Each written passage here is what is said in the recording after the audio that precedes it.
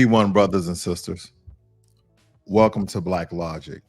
And today I had to ask myself this question. Matter of fact, my wife gave me a great idea for the title because we were having this discussion. We raised the question, would America be America if it wasn't for slavery, if it wasn't for racism, if it wasn't for discrimination? Because have you ever wondered if America would still be America without racism? Racism has been deeply ingrained in the fabric of America since its inception, the very foundation of it. That is what it was built on. From slavery to segregation, the effects of racism have shaped our society in profound ways. But what if racism had never existed in America? Think about that. See, we understand that America was built on racism. We understand it was built on slavery. But would America, as we know it today, be America without slavery? Would our country be the same? Without racism, America would be a very different place, in my opinion. Our history would have unfolded in a completely different way, and our culture would be unrecognizable. Racism has divided us, but has also brought us together in the fight for equality. But who are Black American allies? As one of our great masters teachers stated, Neely Fuller, he stated that we have no friends. And as you see, family, we've invited and we've let everyone into the barbecue. We've let everyone into the cookout. We get no support on large part from the Asian community. We get no support on large part from Hispanic community. But we're still doing this, people of color, underserved communities, and minorities. No. These are not the people that built America. These are not the people who curated and gave America culture. So would America be America without racism?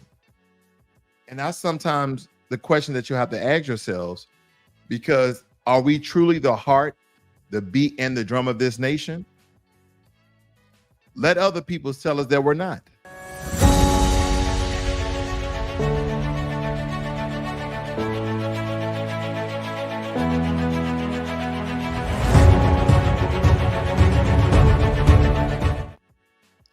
I want to share with you guys some things, and I know you guys are familiar with this particular white supremacist or this white supremacist affiliated or the ideology of a white supremacist. I know that some of you guys are familiar with this character that I'm about to show on your screen here.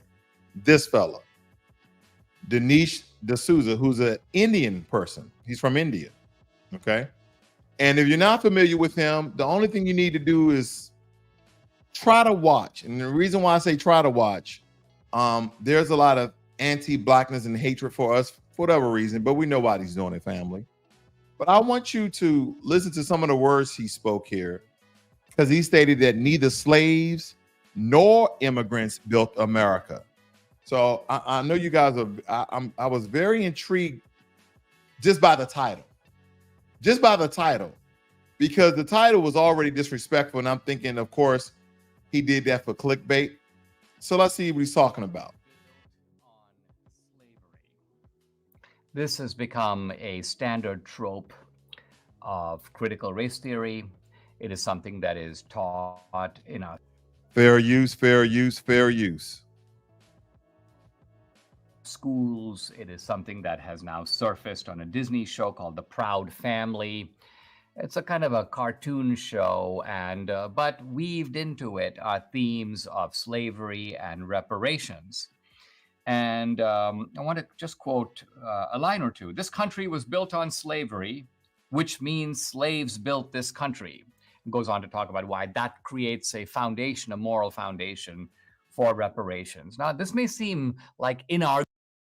Now here's a very question of this. If there was one group of people who, let's say majority, 80%, 90%, that the one, they dig the trenches, they dig the roads, they built the first sewers, they're the one who cleared the large rocks and gravel from the road. Before it was just grass, people were trotting horses and chariots and all sorts of carriers and cars of that nature. So the people who actually carved out the road, dug up the dirt, took the dirt away, was foundational Black Americans, were slaves. So if they built the roads, let's move on. And we're going to get into the railroad, family, because the railroad, listen, that changed the game when it came to import and export of logistics. It made things move. That really was a catalyst in the economy of America, because now people who had slaves and had plantations could share their slaves to the northerners, the northerners, who would then put them in factories and industry. They were still enslaved, but they were trading slaves for work back and forth between plantations, back and forth between states. Whether they were picking cotton, Indiegogo, sugar.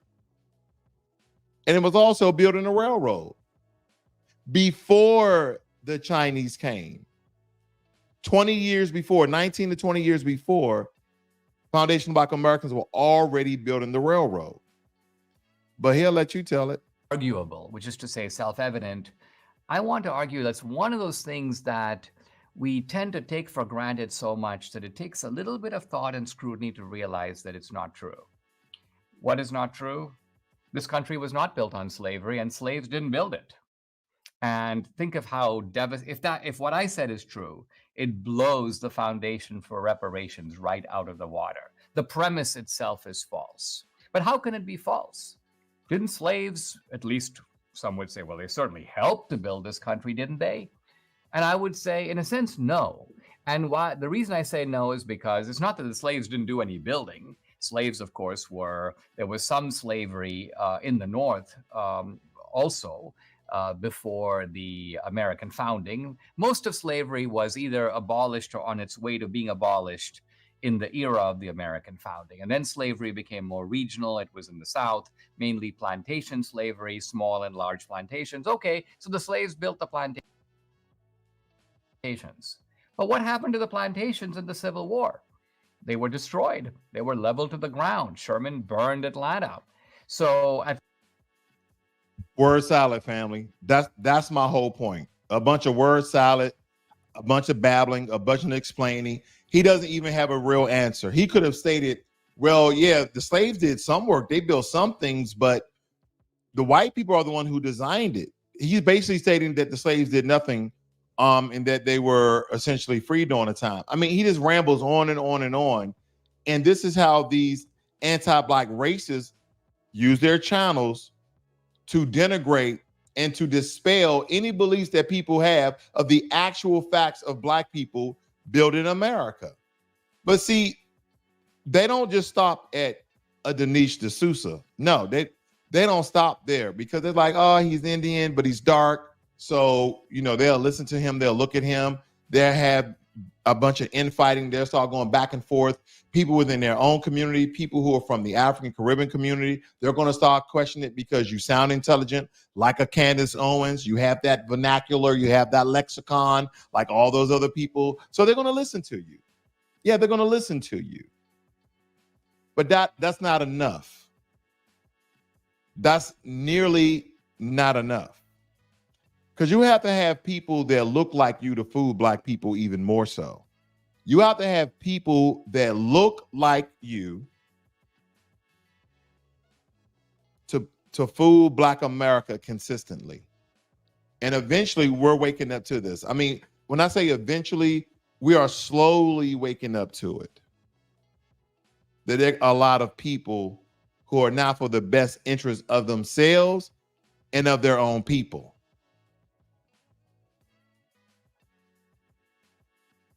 Slaves played a part in building America, but slaves did not build America. And the way they're making this sound is as if slaves built America and everyone else just kind of piggybacked off what slaves did. That's not how it worked. We don't even talk about the settlers, the people who came up with the ideals and the foundations that America was built off of.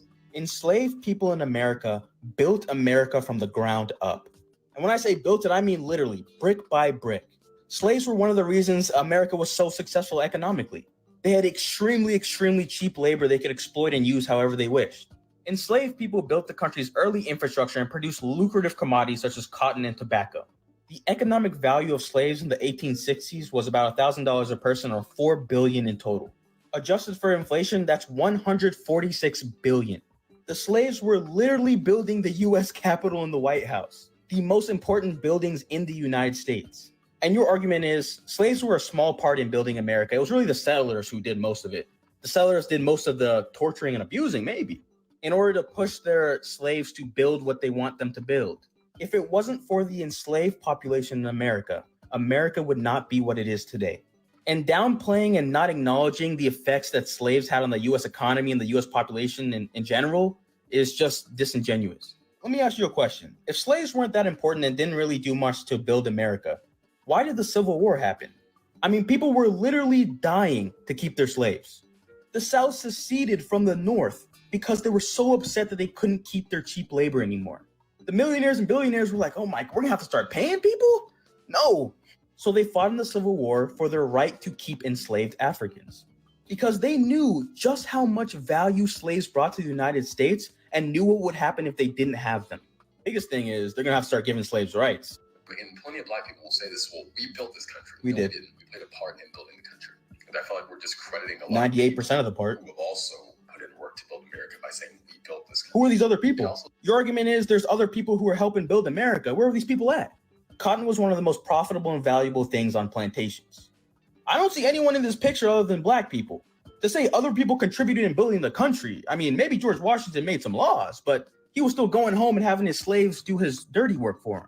So if you want to make the argument that colonists made the Constitution and made the system of government in America, okay. But to say there weren't people hard at work, slaving away, literally, while they were writing these laws is just crazy to me. Whether you like it or not, black people played a major role in building America to what it is today. Shout out goes to that brother. Very powerful segment dispelling one of our Sambos, one of those people who are going out there for a particular reason. And that is to confuse black people, because we have to understand, not only are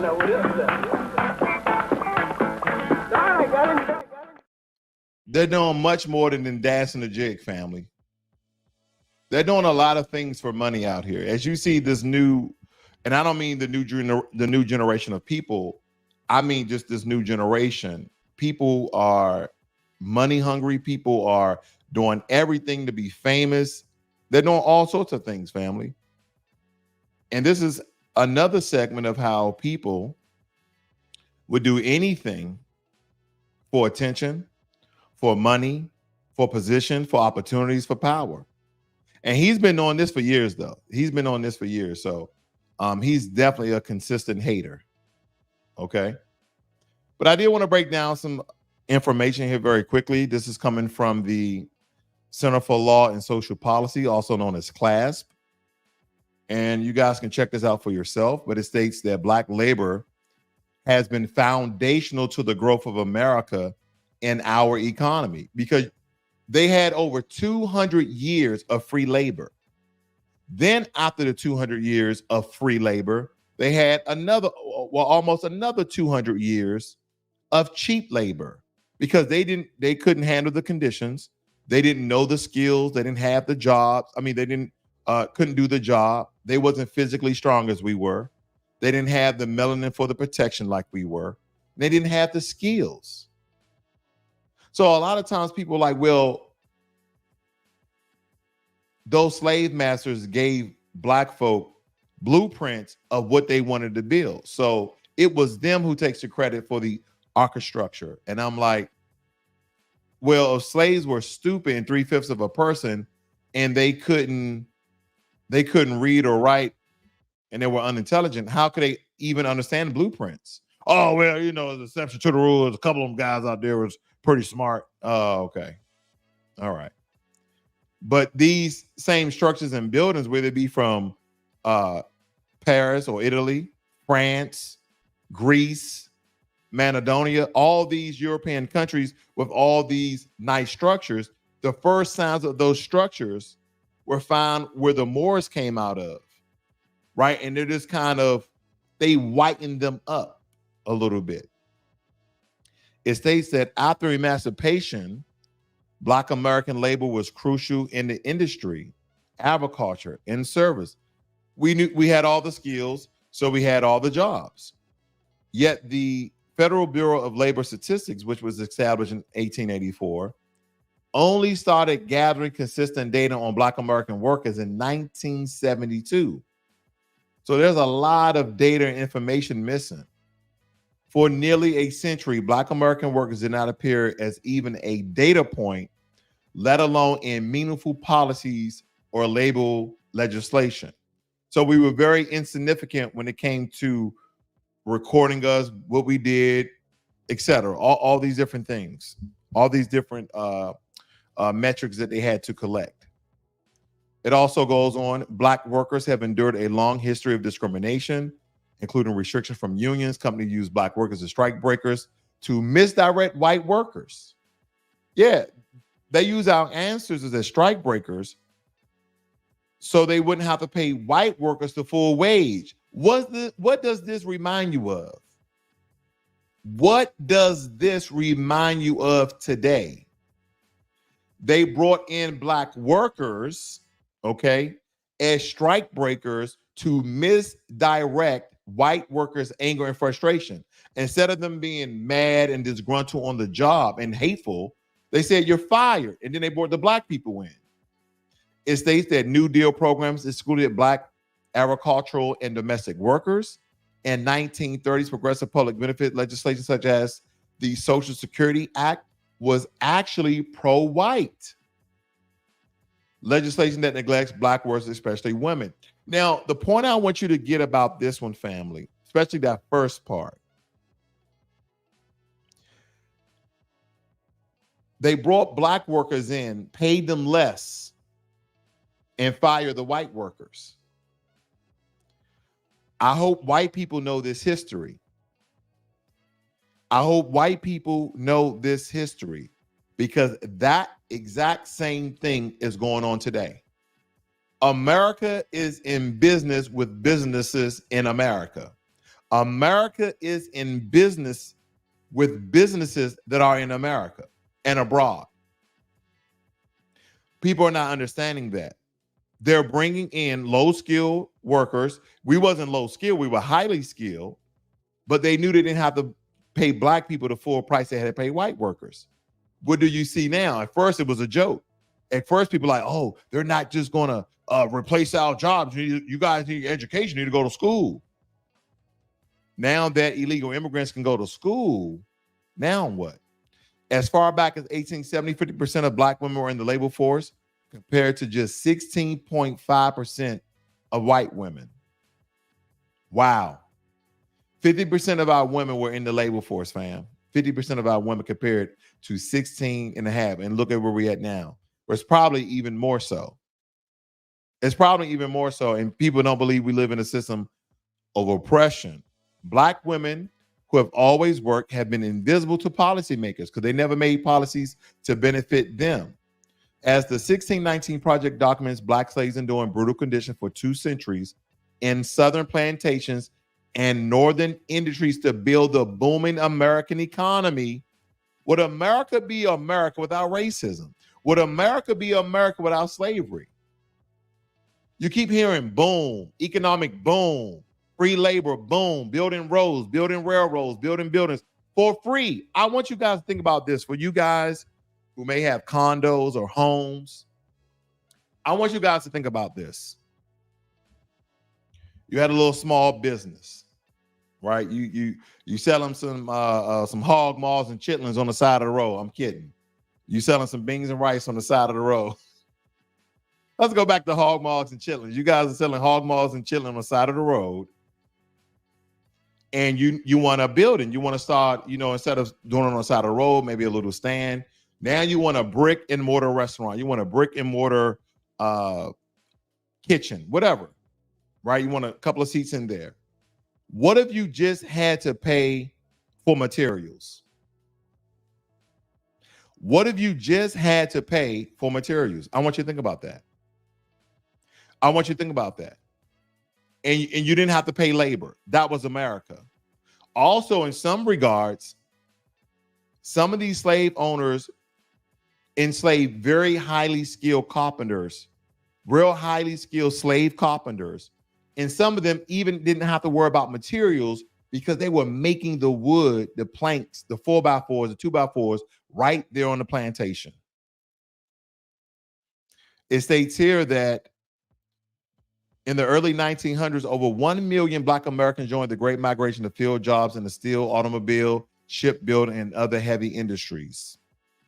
The giant forces of water and steam were harnessed to the world's work, and the Black workers of America bent at the bottom of a growing pyramid of commerce and industry. Okay? So there's a lot of things they're not going to reveal to you, family. But then there's a large part of this country, there's a large part of people who just cannot not state the fact, which is true. What am I talking about? You'll have large industries, and this guy, I think Velshi, I think he used to be on CNN and this one. I don't know what network he originally on. Maybe he's been on here forever, but I want you to listen to this very quickly. Former First Lady Michelle Obama famously said in her 2016 DNC speech that, quote, "I wake up every morning in a house that was built by slaves." She was absolutely correct. If you look on a timeline, the history of the United States is still fairly brief, and slavery was abolished a mere 155 years ago. It wasn't just the White House that was built using slave labor, by the way. The building that serves as our country's political center, the United States Capitol, was built and rebuilt using slave labor after its sacking in the War of 1812. Although most northern states had abolished slavery by 1804, it's had its fair share of symbols erected using slave labor. If you're familiar with the Trinity Church in New York's financial district, you may not know that the clergy rented enslaved people to build its iconic spires, as well as the wall that used to snake down what we now know as Wall Street. Many of our forefathers were enslavers. Thomas Jefferson's entire property in Charlottesville, Virginia, Monticello, was built and run by enslaved people. Enslaved people also helped build our intellectual centers. Georgetown University, one of the country's oldest colleges, built most of its campuses after the sale of 272 enslaved people in the 1830s. Many schools with storied histories were built in part by enslaved people, including Harvard University's Law School and the University of North Carolina, Chapel Hill. That school's campus was maintained by slave labor until its abolishment in 1865. Poor record keeping and indifference by early historians makes it nearly impossible to know every contribution made to these buildings, but there's no doubt about how they got built. Hey, thanks Yeah, for fam, watching. that's very, very important, family. And that was just a very quick snippet of the achievements of our ancestors. And I was just looking at the structures. These structures that you saw, let me see if I can go back a little bit here. These structures like this, the brick, the layout, the design. Our ancestors built this, family, with their own hands, with their own blood, sweat, and tears. They built this. I marvel at the greatness of our ancestors. I don't know if you guys ever just look back and see the achievements. And I know it's hard, right? There's a lot of social media fog. There's a lot of fog within the Black family that we need to clean up. There's some things we need to clean up with ourselves. So there's just some things that are truly unbelievable. Growing up, I was like, man, we did that. We did this, we did that. Some of these things are absolutely remarkable. Absolutely. We have to know who we are.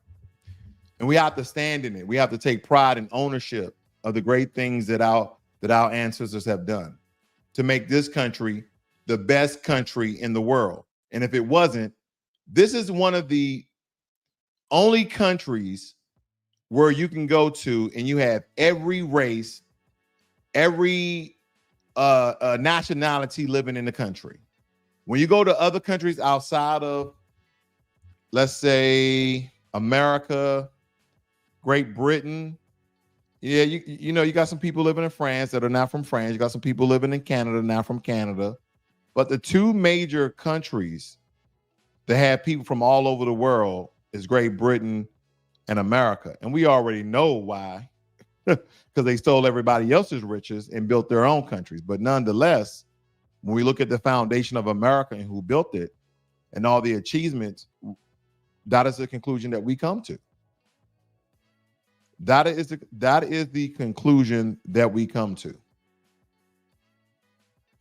Because what comes to mind when you hear the phrase "the land of the free, home of the brave"?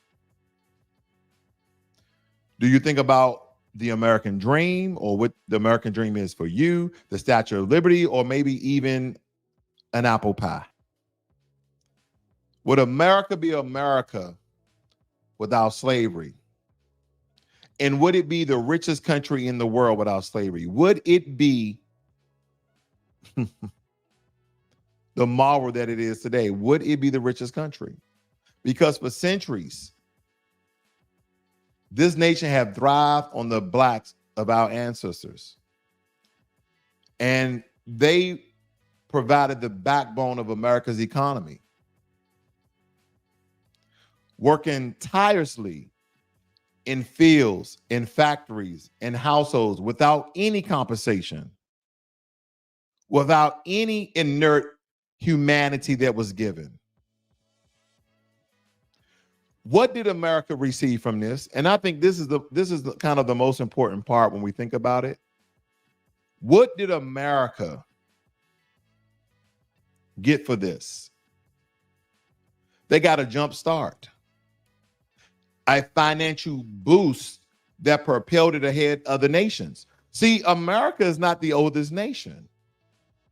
America is one of the youngest nations, but we have rapidly outworked and outdone everybody else, not because we have the best of the best from all other countries. They came later, but because people were building empires, businesses, colleges based off free labor. Just think, if you came over here from England with 100 pounds in your pocket, they probably built you a business. You bought you maybe about 4 slaves. You built you a house with the slave labor free. You just had to buy the materials, and you probably even built a business. The only thing you had to buy was the materials. Think about it, because while other countries were already established, America was playing catch up. But if it wasn't for slaves, where would America be? Because when you think about it, from the cotton fields to the boardrooms, the work that our family put in is undeniable. And then, again, just to name a couple things that's fresh on my mind, I say this a lot. What about the inventions like the traffic light by Gerd Morgan, the ironing board by Sarah Boone, the modern elevator by Alexander Miles? We're talking about innovations like the Super Soaker by Lonnie Johnson. I've said that plenty of times. Marion Van Britten Brown, the one who made the first home security system family. The touch tone phone by Shirley Jackson, Dr. Shirley Jackson. What about her? And then if we look at this from another perspective, what we also understand is a cultural impact we had on this country. We're talking about jazz, hip hop, blues, R&B, you name it, we created it. We've shaped the very fabric of the American society. But everybody would try to etch us out, erase us out, sketch us out, white line us out, strike through us out of history. Some things are just undeniable where they won't be lost in history. We'll make them relevant. And this is most important. If you have children, if you just have family members who are not aware of the greatness and achievements that we've made, inform them, teach them.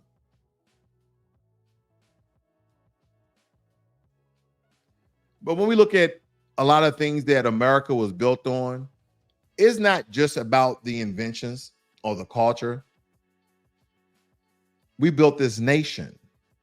Quite literally, we laid hands and built the first railroads, paved the first roads, and constructed very iconic structures like the White House, the Capitol, the Monument, the Lincoln Memorial. But of course, the labor that was done was unpaid and of course unappreciated because they thought of us less as human beings and not real people. And through time and time and time again, it's like, okay, well, if Black Americans didn't build America, then why in the hell did the Civil War occur? Why in the hell did the Civil War happen? See, when they asked, what's the lady's name that was running for president? Not Nancy, not Vivek Ramaswamy. What's the lady's name, family, that was running for president? Nikki Haley. Nikki Haley. When they asked Nikki Haley what was the cause of the Civil War, she came up with some cockamamie story. No one understood what she was talking about because everybody knew, even the white people there knew, because the white guy who asked the question, he knew that the Civil War, listen, of course there's going to be all these other reasons, family, that people say that the Civil War occurred, but it was about slavery. Why in the hell would I give up free labor? That's what a white supremacist was stating, right? They didn't even look at us as human, even though I guess they were having sex with animals since we were animals because we was getting raped and tortured. But nonetheless, why would you want to keep slavery if it's not beneficial for you? Why would you want to go to war, civil war? I'm just asking questions because we had a lot of great people to try to reverse the effects or make conditions better. Frederick Douglass, Harriet Tubman, MLK, Rosa Parks, Malcolm X, Black Panther Party, Black Liberation Army, all these different groups, all these different people in history sacrificed their lives in some way or another for the betterment of Black people, stemming from the conditions and the history that we survived. Everybody knows this, family, unless people are illiterate, unless people want to forget who built this country and a lot of our achievements that occurred in it. I was looking at Arizona State. Website, and I found this right here. It says American capitalism was built on the backs of slaves and the slave economy, and not just in the South. Some of these practices are still with us. Okay. It is this is what I was referring to when I was talking about the railroad, and I've shown this before. This is at the nationalparkservice.gov. They state here, prior to the Civil War, nearly every railroad in the American South, listen, prior to the Civil War, nearly every railroad in the American South was built using slave labor. During the Civil War, 1861 to 1865, U.S. military railroads employed thousands of Black Americans in the strategically important effort of moving men and materials to achieve victory in the North. Why? Because we are the ones who knew how to build it. I'm not stating that prior to the Chinese Exclusion Act or when the Chinese came over, I believe in 1863. Yeah, the Chinese did help out. But as they stated, family, we built majority of the railroads. And this for an example, if okay, let's put it this way. If I'm building a room with drywall, I put the drywall together, I tape it, I plaster it, whatever, right? I mud it, I paint it,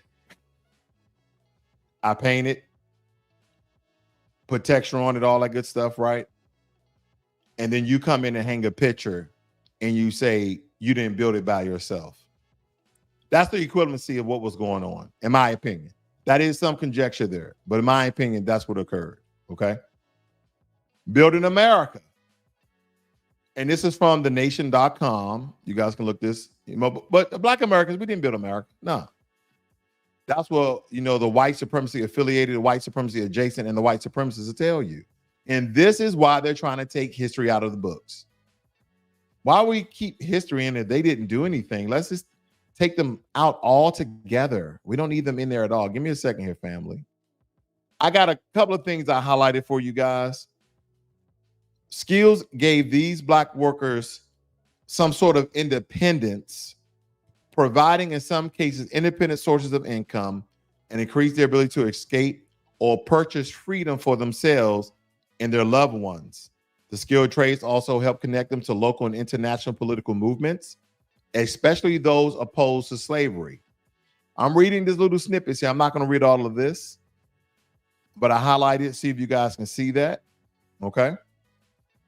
But I'm jump down a little bit here. As much as free and enslaved urban artists, enslaved agricultural workers helped make the 19th century world what it was. Their refusal to do this work, Du Bois added, help in the war that liberated them and created America as we know today. As we know today, time and time again, people from different sources, government sources, corporate sources, independent sources, are stating America would not be America without slavery. America would not be America without Black people, without foundational Black Americans. Okay. And U.S. freedmen, all of them, we have all these different terms we're using now. That's fine. If all of our terms are based on lineage, let's do it. If it's based on lineage, it's cool. We can bring everybody into the fold. Now, I thought I had some other clip there for you, family, but there's a lot of things that people are coming out with to dispel some of our majority of our contributions that we made to this country. And then we get into the age-old term, well, that was such a long time ago. Those buildings, family, that they built hundreds of years ago still exist today. They still exist today. Because once again, I just want to wind this back for you guys very, very quickly. That's what I want to do here. I want to let you guys hear some of the achievements in a more chronological and organized manner. Because do you know that we are still celebrating Columbus Day? They still say Columbus, and now they're saying indigenous. So how can you celebrate a man who didn't discover the land, but you will celebrate the people that were already here? And when I say indigenous folks, I am talking about the red Mongolian type Native Americans, and I'm referring to the Native Americans who were Black. I know a lot of people gonna find offense to that. Just go do your research. Don't worry about it. And when I think about just that, listen, racism has been woven into the fabric of this society, of the American society. It's into our laws, it's inside of our institutions, it's even in our subconscious minds. We either be Black, white, Hispanic, Asian, Pacific Islander, Alaskan, Native American, etc. Because of racism and discrimination and bias in this country, they infuse this country through the laws, the institutions, as well as our subconscious mind. Look no further into the annals of the history to prove the statements that I'm making is true. We're all familiar with the transatlantic slave trade, which codified racism into law, reducing our ancestors to mere property. We're property, even though we have the same eyes, nose, ears, ankles, wrists, bones. The only difference is the color of our skin and our phenotype. What about the Jim Crow era, where segregation, it reigned supreme, and that is how South Africans created apartheid, by watching out Jim Crow. It treated our ancestors and our people as second and third class citizens. And all through that, we're talking about lynchings, violence, and the continuance of systematic oppression. Systematic oppression. Because here's the thing I think that people who say that racism does not exist in America, that Black people are always paying the victim. Racism didn't just magically disappear with a stroke of a pen. Think about the very comment that you may say when I state that Black people are still being oppressed, and you say, stop being the victim. Where's that hate? Where's that anxiety? Where's that animosity coming from? Where's that anti-Black racism coming from, where you can't take a moment to look at things from our perspective? You can't take a moment to look at the data. You can't take a moment to do a deep analysis. You just, based upon your emotions, your belief, and how your ass grew up, come to the conclusion that Black people are just playing the victim. That Black people are just playing the victim. Racism morphed, adapted, and transformed in this country a long time ago, and it has been somewhat camouflaging itself within our systems and structures in this country. Take, for instance, under the mask of war on drugs, what began a purported battle against narcotics quickly that devolved into a war on Black communities. Where did we get the cocaine from? Where did we get the crack from?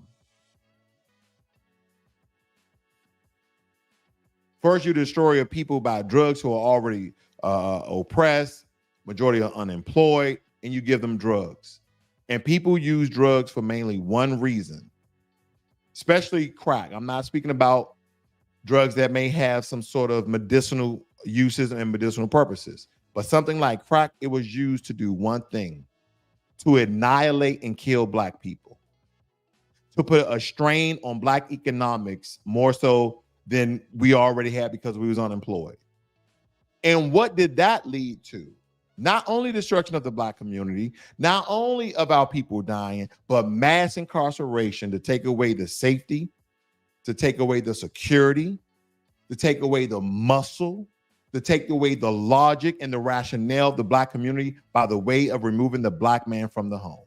But they would tell you, stop complaining, stop playing victim. They were criminals.